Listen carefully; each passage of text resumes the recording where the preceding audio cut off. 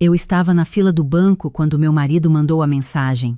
Era uma sexta-feira de tarde em São Paulo, aquela sexta caótica de fim de mês, e eu já estava exausta com as pernas doendo de tanto esperar de pé. A mensagem foi curta, do jeito que ele sempre manda quando não quer desenvolver o assunto. Minha mãe falou que passou aqui hoje cedo para te deixar um docinho. Deixou na portaria. Olhei para a tela por um momento, fechei o aplicativo. Voltei para a fila. Minha sogra e seus docinhos. A última vez que ela tinha aparecido com surpresa foi um conjunto de toalhas de banho que ela comprou, porque as nossas eram muito velhas. Toalhas que eu tinha comprado há 2 anos e que estavam ótimas.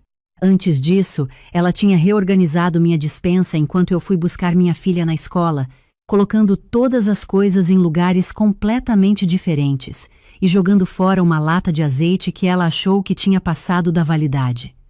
A lata estava na validade, mas discutir com minha sogra sobre azeite parecia uma batalha pequena demais para me desgastar. Hoje eu ia descobrir que eu tinha errado feio em não travar essa porta antes.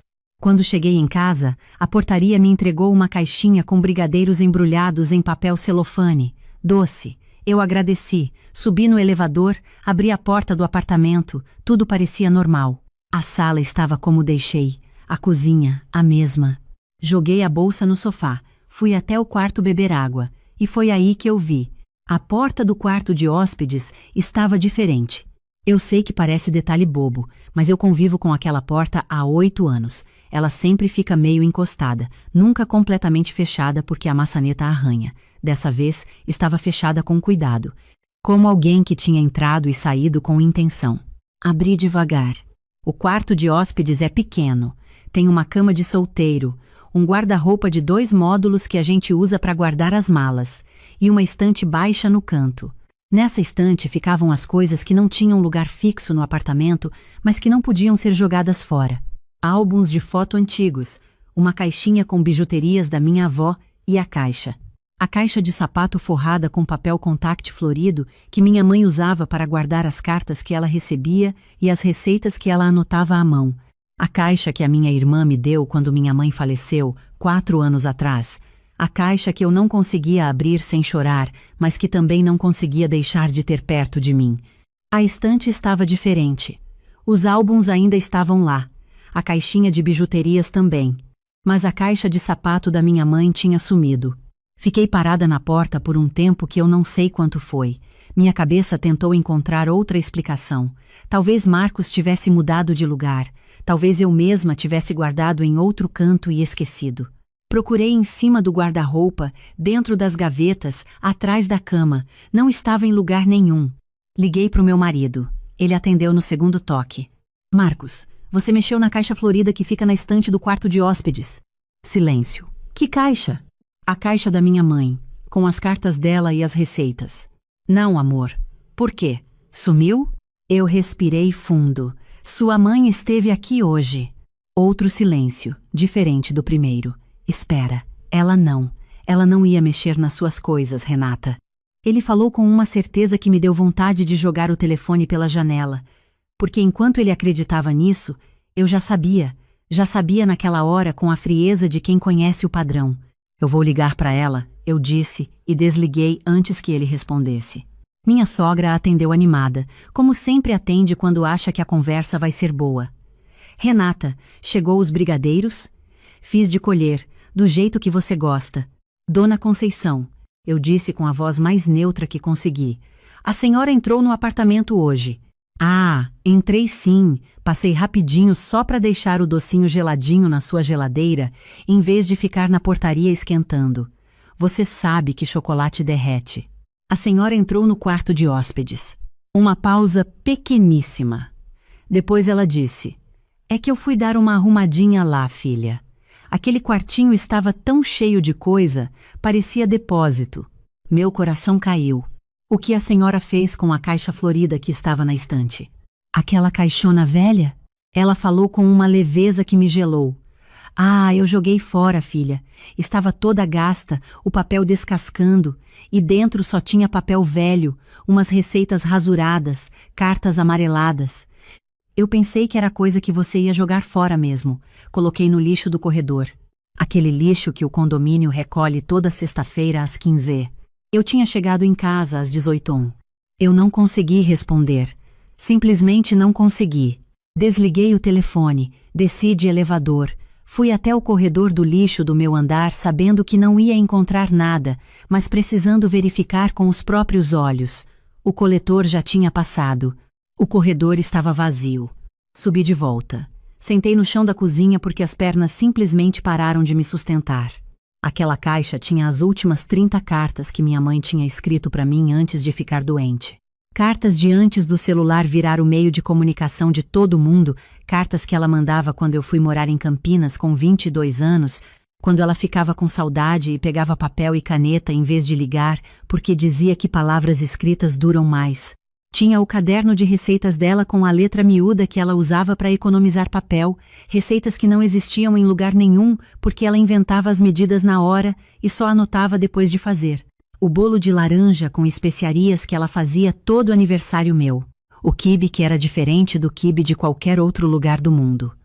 A farofa de Natal com toucinho e banana que eu nunca consegui reproduzir porque não sabia as quantidades exatas. E tinha a última carta. A carta que ela me mandou 3 meses antes de morrer, quando já estava no hospital e pediu para minha irmã trazer papel e caneta porque queria escrever. 5 páginas com a letra tremida de quem escreve com a mão que tem o acesso venoso. 5 páginas que eu não tinha coragem de reler, mas que precisava saber que existiam. Meu marido chegou em casa e me encontrou ainda no chão da cozinha. Ele ficou parado na porta, olhando para mim, e eu vi no rosto dele que ele tinha ligado para a mãe no caminho e já sabia. "Renata", ele disse. "Não fala nada", eu respondi. "Agora não." Ele se abaixou no chão ao lado de mim. Ficamos os dois em silêncio por um longo tempo. Eu ouvia os carros lá embaixo, o vizinho de cima andando, a geladeira fazendo aquele barulhinho que ela faz. Ela não sabia o que era, ele disse finalmente. Eu me virei para ele. Ela entrou na nossa casa sem permissão, entrou num quarto que não é dela e jogou fora uma caixa que não era dela. Ela não precisava saber o que era. Ela precisava não ter mexido. Marcos ficou em silêncio. As cartas da minha mãe estavam lá dentro, eu disse, e minha voz quebrou na palavra mãe, o que eu estava tentando evitar. A última carta que ela me escreveu. Receitas que não existem em lugar nenhum do mundo. Coisas que não têm substituto, Marcos. Não tem loja que vende. Não tem como recuperar. Ele fechou os olhos. Eu sei. Sua mãe tem uma chave dessa casa para emergências. Oi, Zay. Isso não foi uma emergência. Eu sei, Renata. Depois de um tempo eu me levantei. Fui até o nosso quarto. Peguei a chave reserva que ficava na gaveta da cabeceira, a cópia que tínhamos dado para minha sogra 2 anos atrás, quando ela ficou doente, e precisávamos que alguém pudesse entrar se precisasse. Deixei a chave em cima da mesa da sala e fui tomar banho. Naquela noite eu não comi.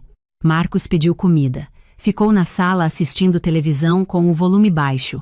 Eu fiquei deitada no quarto pensando na letra da minha mãe, naquela caligrafia redonda que ela desenvolveu fazendo curso de datilografia nos anos 80 e que nunca mudou, pensando que eu nunca mais ia poder segurar uma folha com aqueles traços. Sábado de manhã eu acordei cedo, marquei um chaveiro. Enquanto esperava, liguei para minha irmã. Ela ouviu tudo em silêncio. Quando terminei, ela deu uma risada amarga. Você vai fazer o quê? Primeiro vou ver se tem alguma chance de recuperar. Depois eu decido o resto. Renata, o lixo já foi. O lixo do andar foi. Mas dependendo de onde o condomínio armazena antes do caminhão vir, ainda pode ter alguma coisa. Minha irmã ficou em silêncio por 1 segundo. Você vai cavar o lixo do prédio. Se precisar, vou. O chaveiro veio às 10h da manhã e trocou as 2 fechaduras principais do apartamento. Marcos ficou sentado na sala e não disse nada enquanto o homem trabalhava. Quando o chaveiro foi embora, meu marido olhou para mim. Você podia ter me avisado que ia fazer isso. Eu avisei ontem. Disse que ia trocar as fechaduras. Você disse que ia pensar em trocar. Pois é, pensei. Troquei.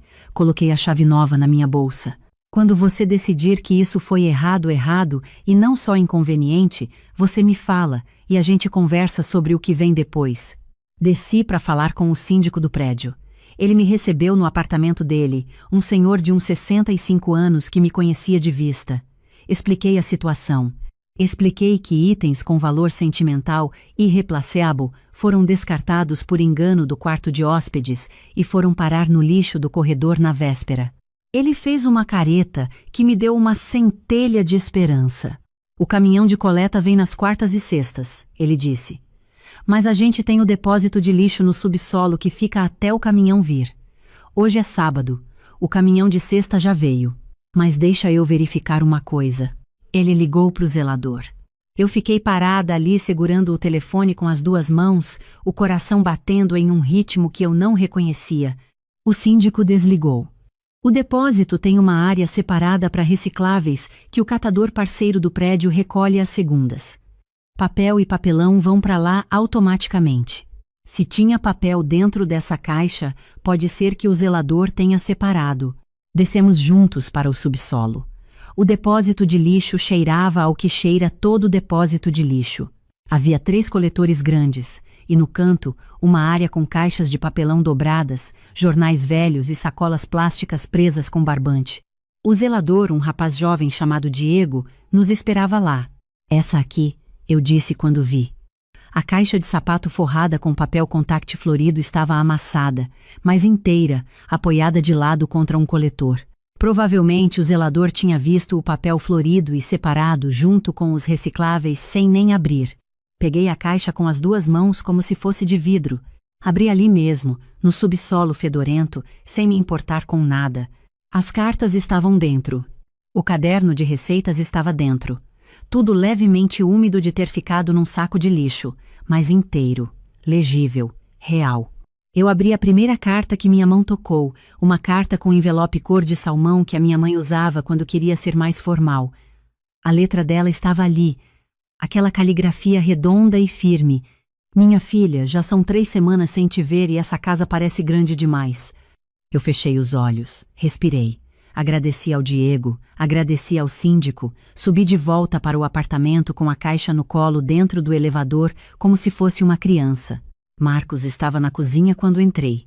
Ele viu a caixa e ficou imóvel. Você achou, ele disse. Achei. Coloquei a caixa na mesa. O zelador separou para os recicláveis sem saber o que era. Meu marido olhou para a caixa, depois para mim, e eu vi que ele estava tentando não chorar. Graças a Deus. Graças ao Diego, eu corrigi, e graças ao fato de que o caminhão não tinha vindo ainda. Ele assentiu.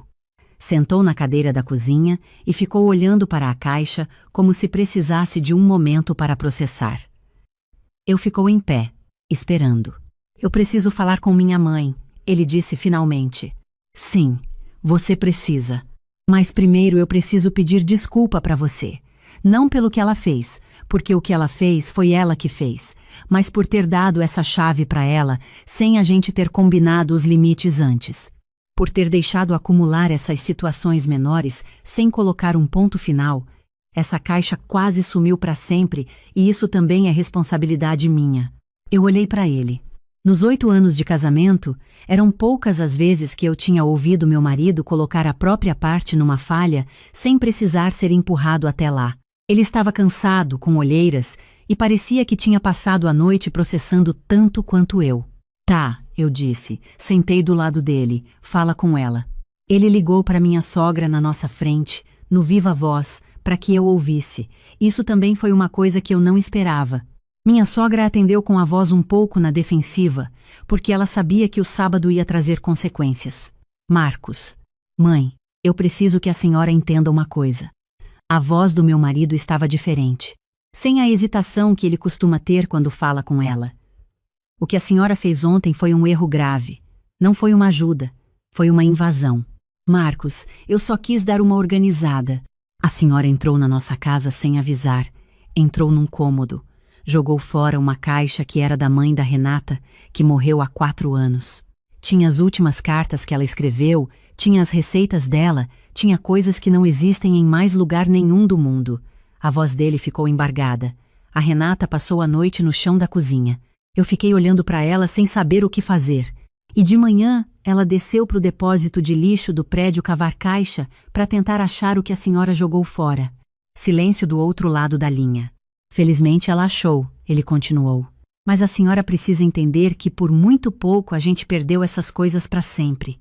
E que isso aconteceu porque a senhora entrou onde não devia e mexeu no que não era seu. A voz da minha sogra saiu diferente quando ela respondeu, mais baixa. Eu não sabia o que tinha na caixa. Mas a senhora sabia que não era sua. Mais silêncio. Marcos.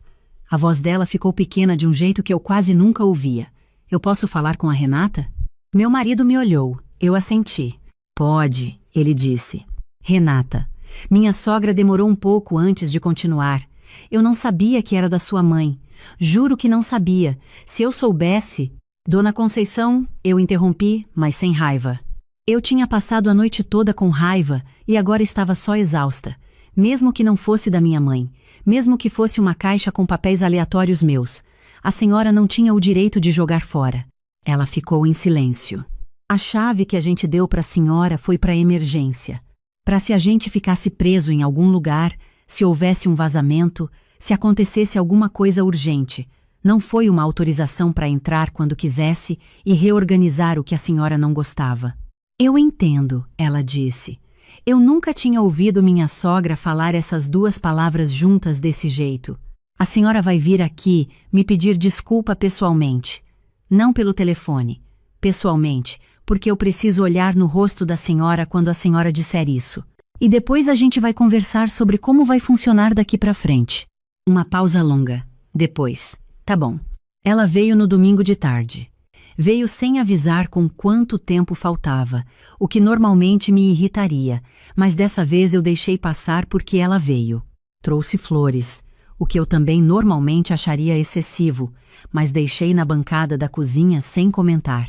Ficamos sentadas na sala. Meu marido ficou na poltrona, um pouco afastado, presente, mas sem interferir. Minha sogra me olhou. Era uma mulher de 67 anos, que tinha criado 3 filhos sozinha depois que o marido foi embora. Que trabalhara a vida inteira e que tinha uma maneira muito própria de demonstrar amor que passava por fazer coisas pelas pessoas sem perguntar se as pessoas queriam que fossem feitas. Eu sabia disso. Não mudava o que ela tinha feito, mas eu sabia. Me desculpa, ela disse. De verdade, eu não devia ter entrado sem avisar, e não devia ter mexido nas suas coisas. Foi errado. Eu olhei para ela por um momento. A senhora tem ideia do que estava nessa caixa? Ela balançou a cabeça negativamente. Eu fui até o quarto de hóspedes e voltei com a caixa. Abri em cima da mesa de centro, peguei o caderno de receitas e coloquei na frente dela. Isso aqui é o caderno de receitas da minha mãe, com a letra dela. Cada página é uma receita que ela inventou, nenhuma existe em outro lugar. Quando ela morreu, a única forma que eu ainda tenho de fazer o bolo de aniversário do jeito que ela fazia é esse caderno. Minha sogra olhou para o caderno sem tocar. Peguei a última carta. Não abri. Só mostrei o envelope. Essa é a última carta que ela me escreveu. Ela estava internada. Pediu para minha irmã trazer papel porque queria escrever. A mão dela estava tremendo por causa do acesso venoso. Mesmo assim, ela escreveu 5 páginas. Minha sogra levou a mão à boca. Eu não consigo reler essa carta ainda, eu disse. Mas eu preciso saber que ela existe. Entende? Não é sobre o papel. É sobre saber que tem um lugar no mundo onde a letra da minha mãe ainda existe. O silêncio na sala era completo. Até o barulho dos carros lá embaixo parecia ter sumido. Eu sinto muito, minha sogra disse, e dessa vez a voz dela estava completamente diferente. Sem a defensividade, sem o ar de quem foi mal interpretado. Eu entendo agora, não tinha como entender antes, mas agora eu entendo. Guardei as coisas de volta na caixa. Fechei. A senhora é bem-vinda na nossa casa, Dona Conceição. Sempre foi. Mas de agora em diante a senhora vem quando é convidada, ou quando a gente combina antes. E quando a senhora vier, fica nos espaços comuns. Se a senhora quiser ver qualquer outro cômodo, pergunta primeiro. Faz sentido, ela disse. E a chave não vai mais existir. Se precisar de acesso aqui por alguma emergência real, a senhora combina com a gente e a gente resolve. Ela assentiu, sem argumentar. Sem o, mas eu sou a mãe do Marcos, ou o, foi por amor que eu tinha me preparado para ouvir. Marcos trouxe café. Os três ficamos sentados, tomando café em silêncio por um tempo que foi estranhamente confortável. Antes de ir embora, minha sogra ficou parada na porta. Sua mãe? Ela disse, me olhando. Ela era de onde? A pergunta me pegou de surpresa. De Minas. Formiga, cidade pequena no interior. Mineira. Ela deu um sorriso pequeno. Por isso o quibe diferente. Mineira que aprendeu a fazer quibe. Eu olhei para ela sem entender. Você falou uma vez que a receita de quibe da sua mãe era diferente de tudo. Eu lembrei. Ela pegou a bolsa. Da próxima vez que você abrir esse caderno, me fala se você quiser alguém para testar a receita junto com você. 2 mulheres na cozinha erram menos do que uma. Fechei a porta depois que ela foi. Fiquei parada no corredor por um momento. Marcos veio até mim. Você tá bem? Tô, eu disse. E estava de um jeito cansado, mas real. Ela surpreendeu. Às vezes ela consegue. Ele passou o braço por volta dos meus ombros. Eu devia ter colocado esses limites antes, Renata. Não devia ter esperado você ser a única defendendo o nosso espaço o tempo todo. Eu concordei. Não devia. Mas agora sei o que precisa ser feito. Me olhou. Próxima vez que ela passar dos limites, não vou ficar esperando ver como você reage. Falo na hora.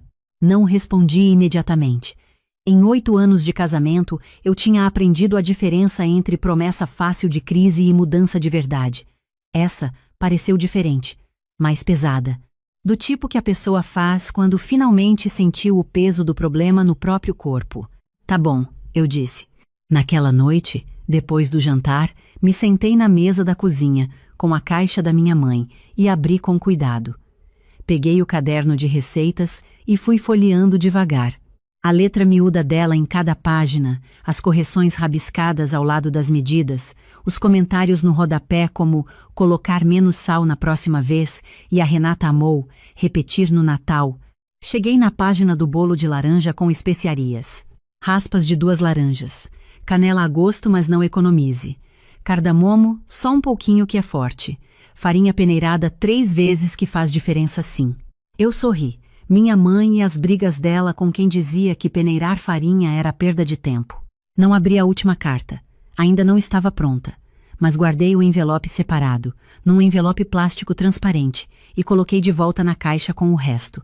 A caixa foi para a prateleira mais alta do armário do nosso quarto desta vez. Não no quarto de hóspedes, no nosso quarto onde ela devia ter estado desde o começo. 3 semanas depois, minha sogra me mandou uma mensagem no sábado de manhã. Posso passar aí no domingo para tomar um café?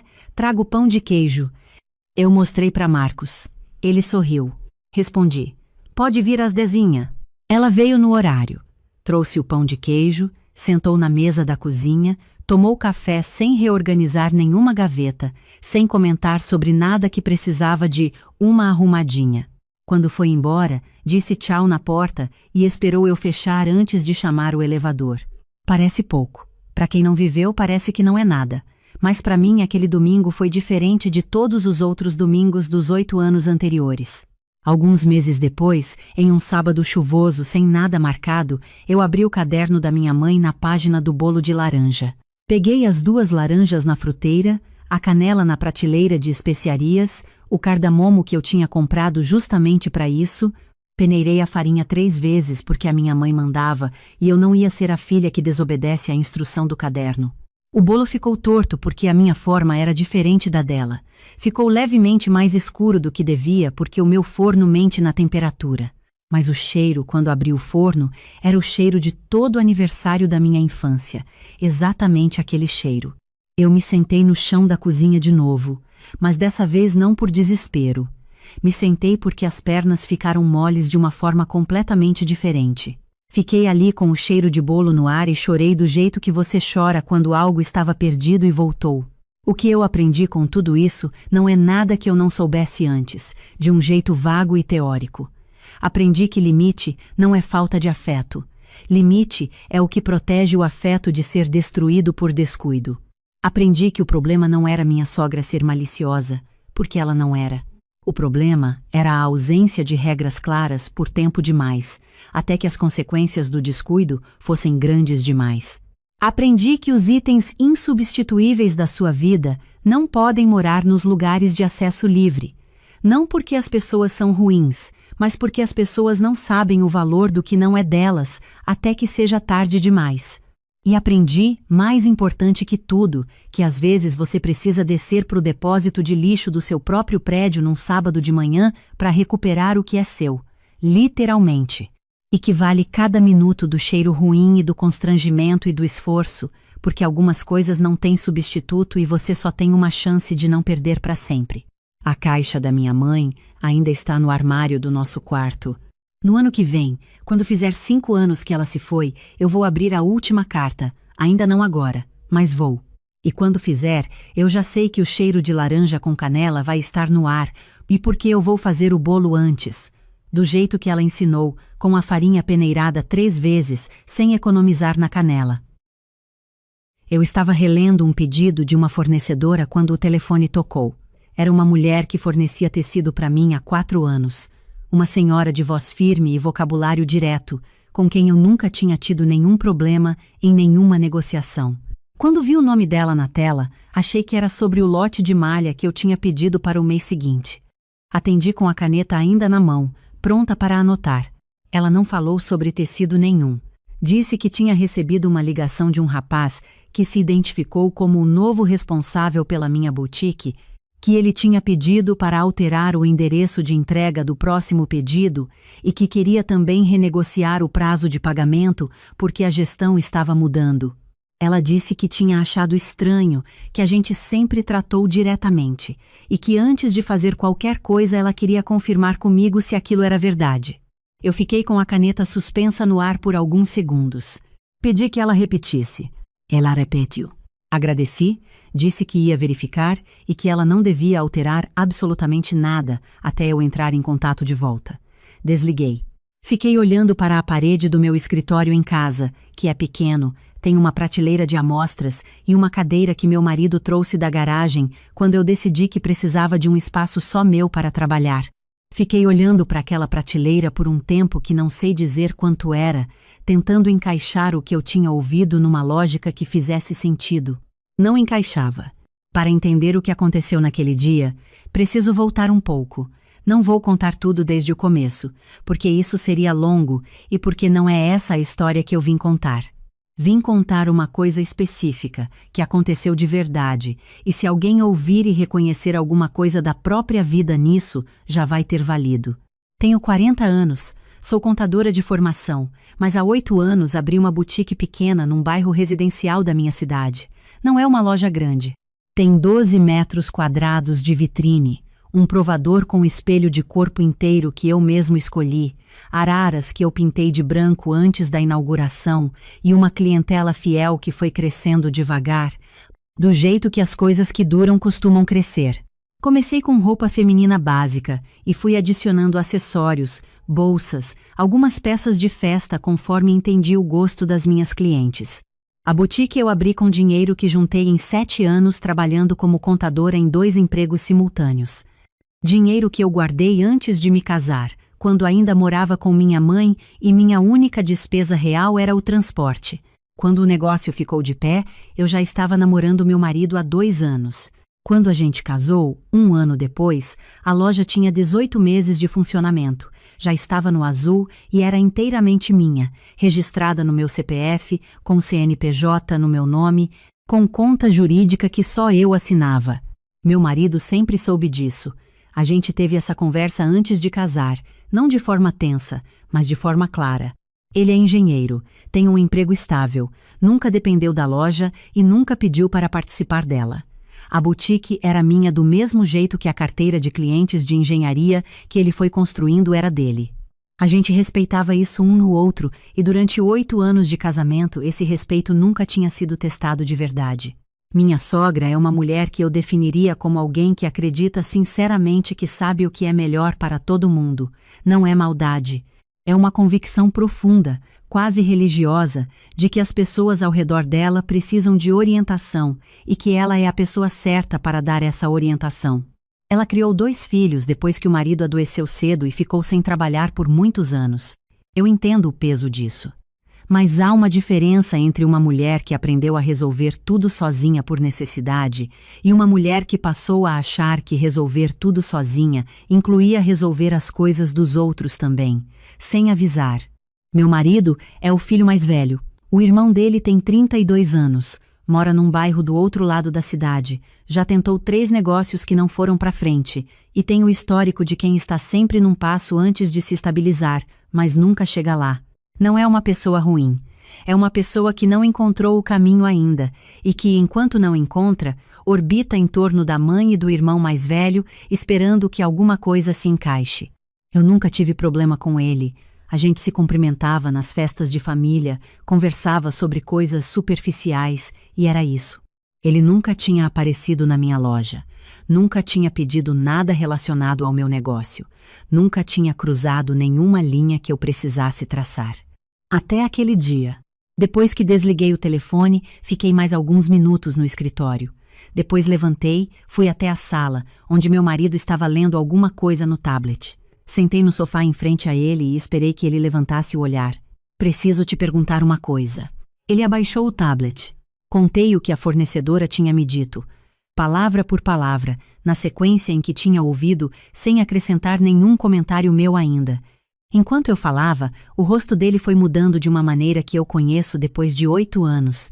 Primeiro a atenção, depois uma hesitação pequena, quase imperceptível, e depois uma expressão que eu só reconheci porque já tinha visto antes em outras versões, a expressão de alguém que está fazendo um cálculo rápido sobre o quanto precisa dizer. Não perguntei se ele sabia. Disse o que eu precisava saber diretamente. Seu irmão foi à minha loja? Ele passou a mão no joelho. Minha mãe me falou na semana passada que ele estava querendo alguma experiência no comércio, que estava difícil para ele encontrar alguma coisa. E você não me disse. Ela disse que ia conversar com você sobre isso. Ela não conversou comigo sobre nada. Ela ligou para a minha fornecedora dizendo que ele era o novo responsável. Ele ficou quieto. Aquele silêncio não era surpresa. Era o silêncio de quem esperava que a situação se resolvesse de outro jeito e está descobrindo agora que não se resolveu. Eu me levantei, peguei a bolsa e as chaves da loja que ficam num gancho perto da porta da cozinha. Vou até a boutique agora. Ele se levantou também. Eu vou com você. Eu olhei para ele por um segundo. Tudo bem.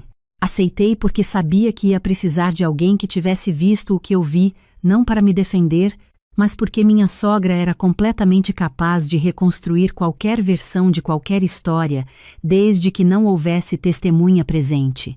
Chegamos à boutique 40 minutos depois. A porta estava aberta, o que já era errado porque eu sempre deixo fechada quando não estou.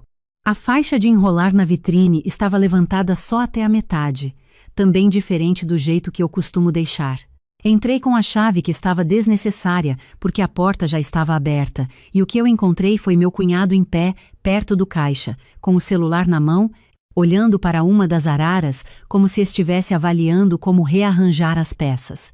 Havia também uma caixa de papelão aberta no chão, com o que pareciam ser algumas embalagens de cabide novos. Ele me viu entrar e teve a expressão de quem foi pego fazendo algo que ainda não tinha certeza se era errado. Não a expressão da culpa, a expressão da dúvida. Olá, disse ele. A mamãe disse que você sabia. Eu não sabia, eu disse. Quem te deu a chave? Ele olhou para meu marido, que estava parado atrás de mim. A mamãe tinha uma cópia, ele disse. Fiquei parada por um momento. Minha sogra tinha uma cópia da chave da minha boutique. Uma cópia que eu tinha dado a ela 2 anos antes, quando fiz uma reforma rápida e precisei que alguém abrisse para o pedreiro num dia que eu não podia estar presente. Uma cópia que eu nunca pedi de volta porque não tinha pensado nisso, porque nunca imaginei que fosse necessário. Esse detalhe disse mais sobre o que tinha acontecido do que qualquer explicação que alguém pudesse me dar. Pedi que meu cunhado pegasse a caixa de cabides e saísse. Disse com a mesma clareza que eu usaria para explicar um procedimento de fechamento de caixa.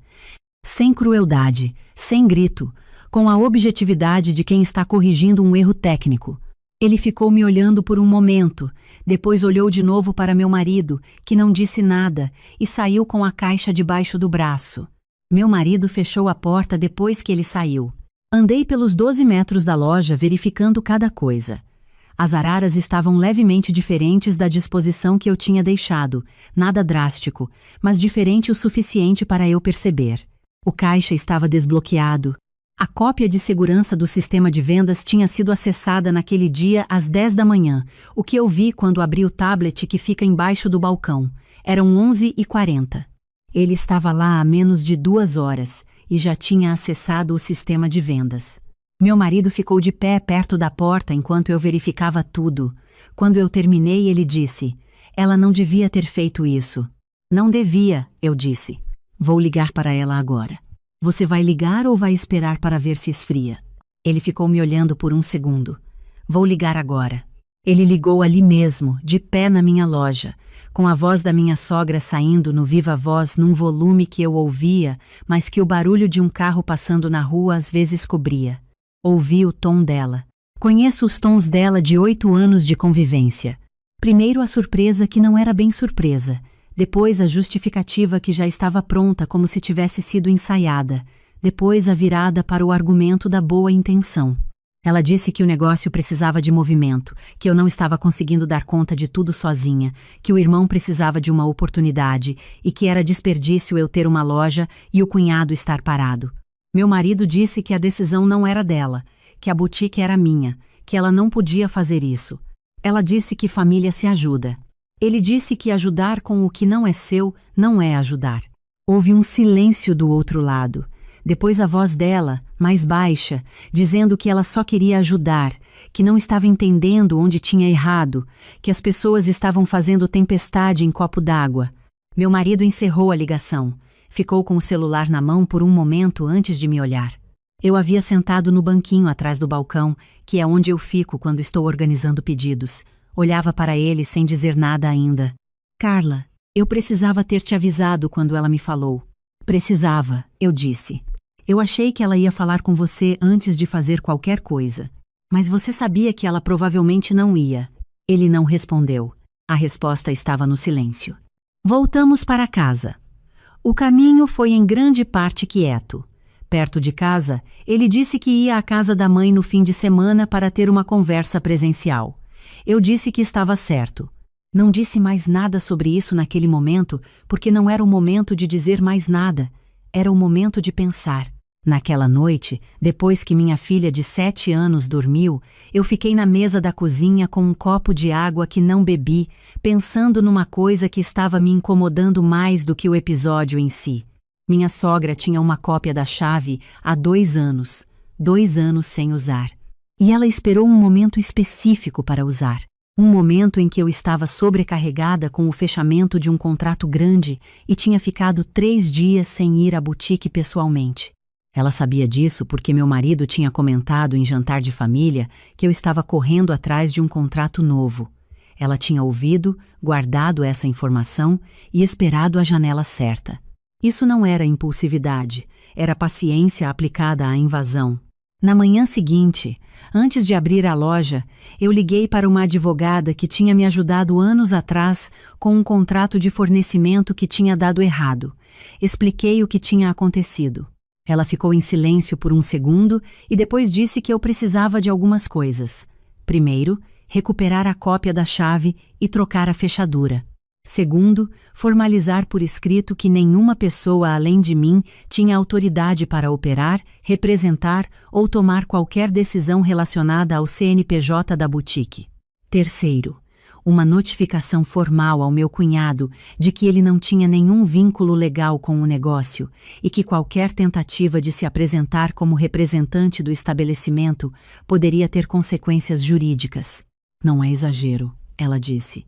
"É estabelecer em documento o que já deveria estar claro em prática." Eu concordei com tudo. Naquele mesmo dia troquei a fechadura. Mandei uma mensagem para minha sogra pedindo que devolvesse a cópia da chave antiga.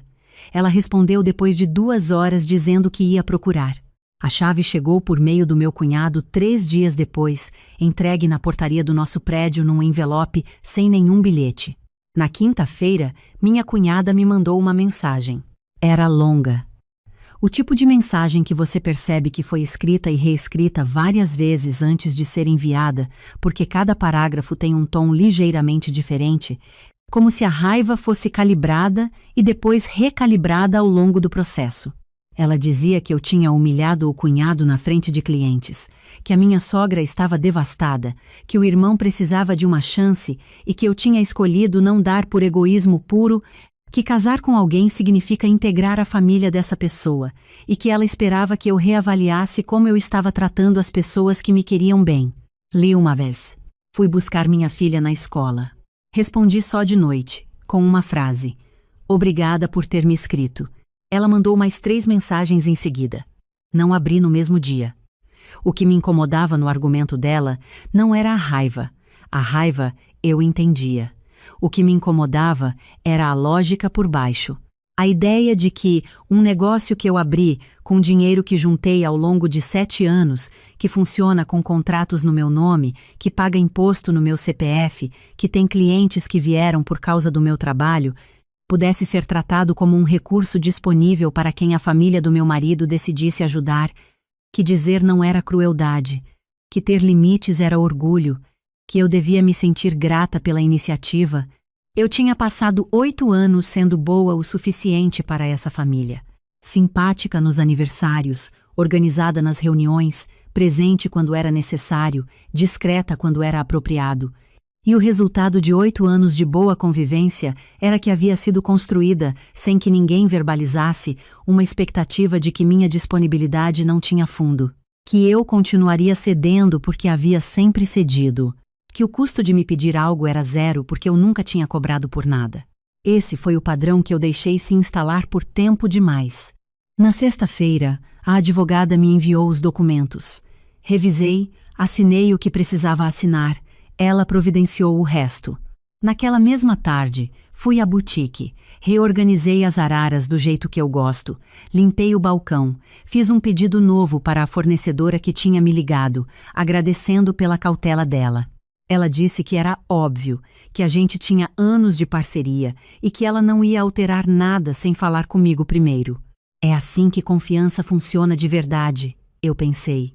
Não com declarações, com ações repetidas ao longo do tempo.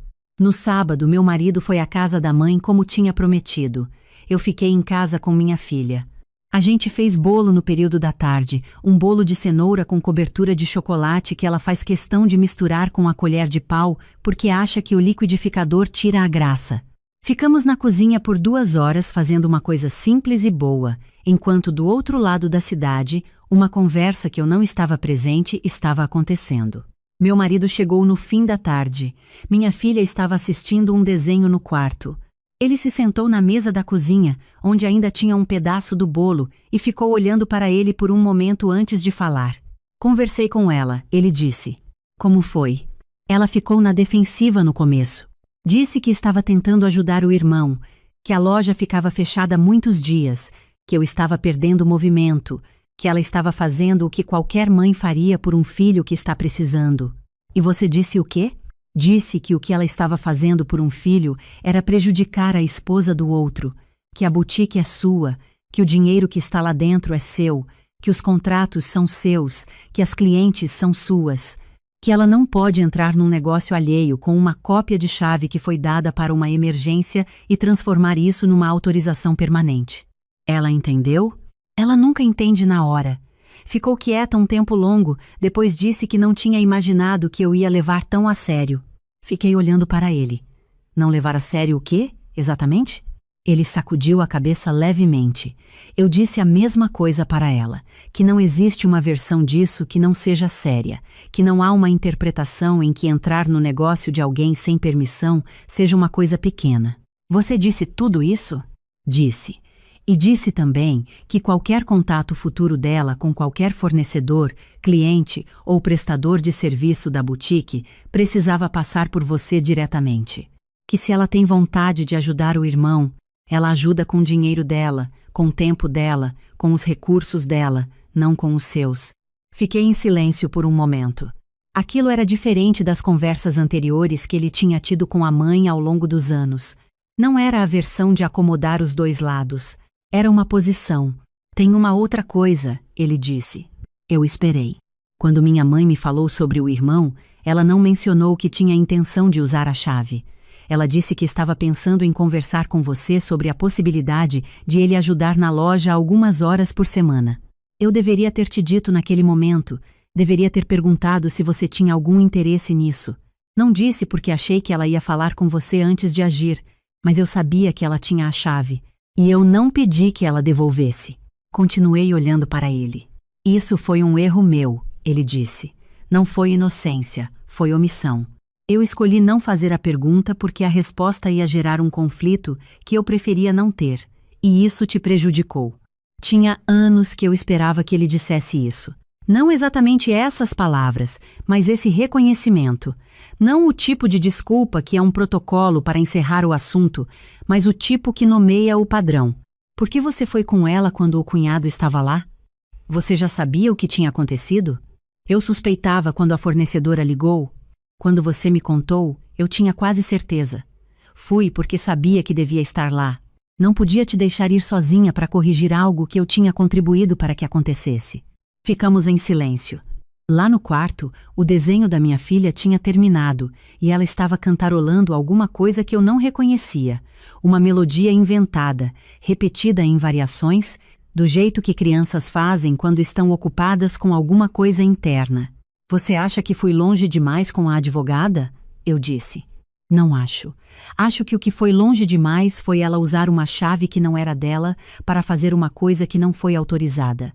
O documento é uma resposta proporcional. Assentiu devagar. Não o aceno de quem está encerrando o assunto, o de quem está chegando em algum lugar. A semana seguinte ficou com aquela temperatura específica que a gente aprende a reconhecer depois de um tempo junto. Não era briga aberta. Era uma quantidade de silêncios um pouco maior do que o normal. Conversas que ficavam um pouco mais no território do necessário, o clima de quando duas pessoas que se conhecem muito estão navegando algo que ainda não fechou completamente. Minha filha percebeu. Criança percebe sempre, não os detalhes, mas a temperatura. Ela me perguntou na terça se eu estava preocupada com alguma coisa. Eu disse que o papai e eu estávamos resolvendo uma questão de adulto, mas que estava tudo bem. Ela aceitou com a tranquilidade de quem confia no processo, sem precisar entender todos os passos. Na quarta-feira, recebi uma mensagem da minha cunhada novamente, mais curta dessa vez. Dizia apenas que ela esperava que a gente conseguisse resolver isso de forma madura, que família era mais importante do que qualquer negócio. Li, não respondi. O argumento dela me ficou na cabeça mais tempo do que eu queria. Não porque eu concordasse, mas porque eu precisava entender por que ele era errado de forma precisa, não só intuitiva. Família não é o mesmo que acesso irrestrito aos recursos uns dos outros. Família é um conjunto de relações que funcionam com respeito mútuo ou não funcionam de verdade. Quando alguém usa o nome da família para justificar tomar uma decisão sobre o que é seu, o que está sendo feito não é amor, é conveniência com vocabulário afetivo. E há uma diferença enorme entre as duas coisas, mesmo que pareçam iguais de longe. Eu tinha levado tempo demais para entender essa diferença na prática. Não em teoria eu sabia. Mas havia uma distância entre saber e agir de acordo com o que se sabe. E nessa distância tinham cabido 8 anos de pequenas concessões que pareciam razoáveis uma a uma e que juntas tinham construído uma expectativa que não era razoável de forma nenhuma. Numa quinta-feira fui à boutique de manhã e fiquei lá até o fim do dia. Atendi 6 clientes, 2 das quais eram antigas, do tempo da inauguração, que ainda vem toda a estação ver o que chegou de novo. Uma delas comprou um conjunto de linho bege que eu tinha separado mentalmente para ela quando chegou no estoque, porque o caimento era exatamente o que ela gosta. Quando ela experimentou e se viu no espelho, ela disse que era igualzinho ao que ela tinha descrito para mim meses atrás. É porque eu anoto, eu disse. Ela riu e disse que era por isso que ela voltava sempre. Esse é o tipo de coisa que não se constrói em 2 dias. Não se constrói com boa vontade, nem com intenção, nem com cópia de chave. Constrói-se com presença, com atenção, com anos de entender o gosto de cada pessoa que entra pela porta. É trabalho. E trabalho tem dono. 3 semanas depois do episódio, minha sogra me mandou uma mensagem. Era curta, cuidadosa. o tipo de mensagem em que você percebe que a pessoa escreveu e apagou várias versões antes de enviar a que ficou. Dizia que ela sabia que tinha errado, que a intenção nunca foi me desrespeitar, que ela só estava pensando no irmão e não havia pensado direito sobre como agir e que esperava que, com o tempo, a gente conseguisse encontrar um caminho de volta para uma boa relação. Não era um pedido de desculpas completo. Era o máximo que ela conseguia fazer sem abrir mão do orgulho inteiro. Mas era real, no sentido de que ela havia parado, havia pensado e havia enviado. Isso não é pouca coisa para quem nunca recuou de nada. Respondi com cuidado, disse que eu entendia, que também esperava isso, que o tempo resolve o que as palavras ainda não alcançam. Não fingi que estava tudo resolvido. Não estava. Esse tipo de coisa não se cura com uma mensagem de texto, cura com o tempo e com a consistência de que o que mudou vai continuar mudado, mas alguma coisa havia se mexido, e movimento real é diferente de gesto. O que eu aprendi com tudo isso é uma coisa que eu já sabia, mas que só entendi de verdade quando precisei defender na prática. Ceder por medo de conflito não é generosidade, é autopreservação com custo disfarçado. Quando você abre mão repetidamente não porque quer, mas porque o custo de não abrir mão parece alto demais, você não está sendo boa, está sendo gerenciada. E há uma diferença fundamental entre as duas coisas, porque na segunda você carrega o peso sozinha e a conta nunca fecha de verdade. Eu tinha carregado esse peso por tempo demais.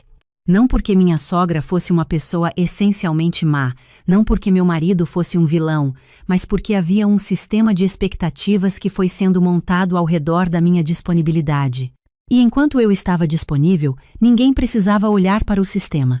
Foi só quando eu parei de estar disponível da maneira que o sistema esperava que todo mundo teve que olhar para o que estava ali e decidir o que fazer com o que viu. Meu marido decidiu olhar. Isso foi o que eu não esperava, e foi o que importou mais. Numa manhã de sábado, fui à boutique sozinha. Levei o café numa garrafa térmica, o que faço quando sei que vou ficar um tempo organizando estoque e não quero parar no meio. Abri a porta com a chave nova, que tem um peso ligeiramente diferente da antiga, suficiente para eu perceber toda vez que entro. Entrei, liguei as luzes e fiquei um momento parada na entrada olhando para o espaço. 12 metros quadrados que eu pintei, organizei, decorei, aprendi a administrar, clientes que eu conquistei uma a uma ao longo de 8 anos, fornecedoras que eu escolhi depois de testar várias, um sistema de caixa que eu mesma configurei porque não queria depender de ninguém para entender os próprios números. Um negócio que era meu antes de ser esposa, antes de ser mãe de novo, antes de qualquer papel que a vida foi acrescentando depois. Havia uma diferença, que eu estava só aprendendo a nomear com precisão, entre ter alguma coisa e ser dona de alguma coisa. Você pode ter muita coisa sem nunca ser dona de nada, se você aceita que as decisões sobre o que é seu podem ser tomadas por outras pessoas enquanto você está ocupada sendo agradável. Ser dona não é um título no papel, é uma prática. É a disposição de dizer não quando o não é necessário, de traçar a linha mesmo quando traçar a linha tem custo, de não confundir generosidade com ausência de limite. Eu tinha aprendido isso mais tarde do que deveria, mas tinha aprendido. Naquele mesmo final de semana, minha filha me perguntou se a gente ia visitar a avó em breve. Eu disse que sim, em algum momento. Ela perguntou se eu estava de bem com a avó. Eu disse que a gente estava resolvendo uma coisa de adulto, mas que ia ficar bem. Ela aceitou isso com a tranquilidade de quem não precisa entender o mapa inteiro para confiar que o caminho existe. Crianças têm essa sabedoria às vezes, a de confiar sem precisar de todos os detalhes.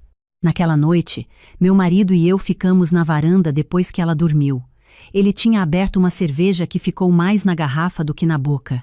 A noite estava quente, o tipo de noite aberta que setembro tem antes de o calor endurecer de vez. "Você está bem?" ele disse. "Estou", eu disse. E era verdade dessa vez, não o estou bem de quando a gente diz para encerrar o assunto, mas o de quando é de fato o que está acontecendo. "Eu fico pensando", ele disse, "como eu deveria ter percebido antes que esse padrão ia chegar até o seu negócio." Não era questão de perceber, era questão de perguntar. Você nunca perguntou por que as coisas sempre se resolviam de alguma forma. Porque você resolvia. Sim. E enquanto eu resolvia, ninguém precisava perguntar como as coisas estavam sendo resolvidas.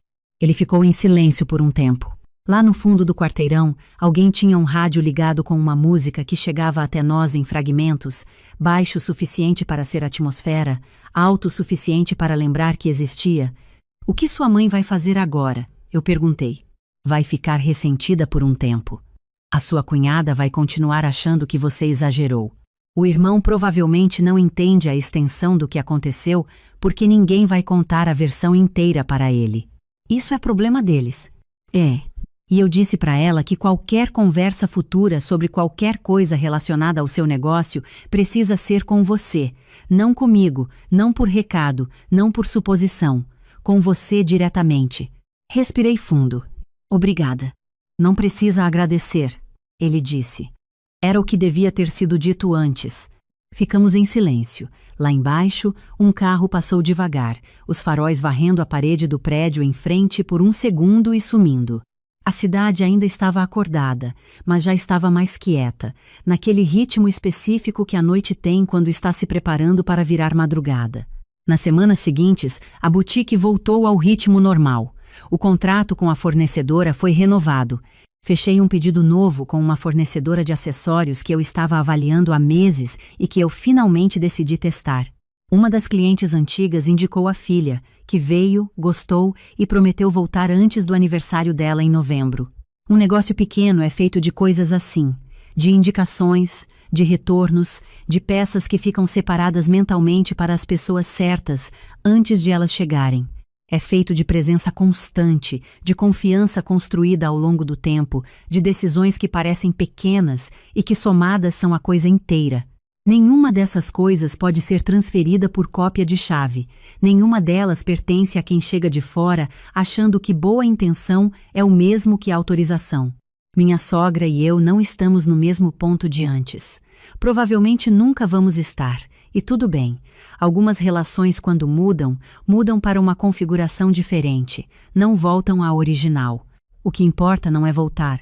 É que o que existe agora seja mais honesto do que o que existia antes. Que as bordas estejam claras. Que ninguém precise fingir que não viu o que viu para manter uma paz que nunca foi paz de verdade. Tenho 40 anos. Aprendi que nenhum negócio, nenhum bem, nenhuma conquista fica segura enquanto você aceita, mesmo que silenciosamente, que outras pessoas têm algum direito implícito sobre ela.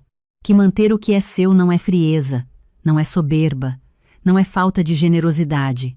É o reconhecimento de que você existe como sujeito da sua própria história, não como recurso disponível na história de todo mundo. A fechadura nova da boutique tem uma chave só. Ela fica na minha bolsa. É assim que deve ser.